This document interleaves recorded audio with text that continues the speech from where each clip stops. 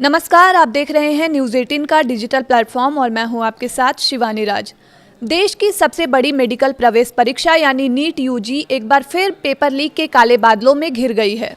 3 मई को आयोजित हुई इस परीक्षा में धांधली की आशंका के चलते राजस्थान पुलिस की स्पेशल ऑपरेशन ग्रुप एसओजी ने एक बड़ी कार्रवाई की है। खुफिया एजेंसी आईबी से मिले इनपुट के बाद एसओजी ने उत्तराखंड के देहरादून और राजस्थान के सीकर और झुंझुनू जिलों से कुल 13 संदिग्धों को हिरासत में लिया है। इनमें सीकर के एक नामी कोचिंग संस्थान से जुड़े करियर काउंसलर भी शामिल है, जिनसे परीक्षा से पहले ही कुछ अभ्यर्थियों को प्रश्न उपलब्ध कराने के संदेह में कड़ी पूछताछ की जा रही है।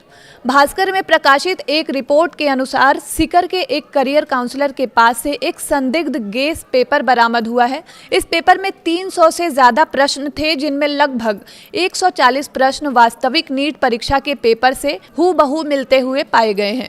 जानकारी सामने आने के बाद एसओजी सतर्क हो गई है। हालांकि ये आधिकारिक तौर पर पेपर लीक है या नहीं, इसका अंतिम फैसला विशेषज्ञों और नेशनल टेस्टिंग एजेंसी यानी एनटीए के सलाह मशवरे के बाद ही लिया जाएगा।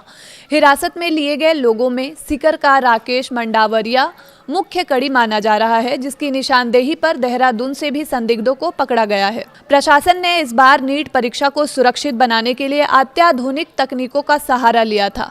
प्रश्न पत्रों के मूवमेंट को ट्रैक करने के लिए जीपीएस लगी गाड़ियों का प्रयोग किया गया था। परीक्षा हॉल के भीतर नकल और बाहरी संचार को रोकने के लिए 5G जैमर्स और एआई आधारित कैमरों का सख्त पहरा था। यहां तक कि अभ्यर्थियों का बायोमेट्रिक वेरिफिकेशन भी किया गया था।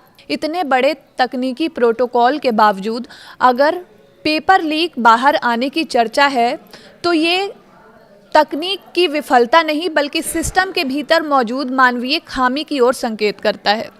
तो इस खबर पर आपकी क्या राय है, आप कमेंट बॉक्स में हमें बता सकते हैं। और इसी तरह के तमाम अपडेट्स के लिए आप जुड़े रहिए हमारे साथ न्यूज़ 18 के डिजिटल प्लेटफॉर्म पर। तब तक के लिए धन्यवाद।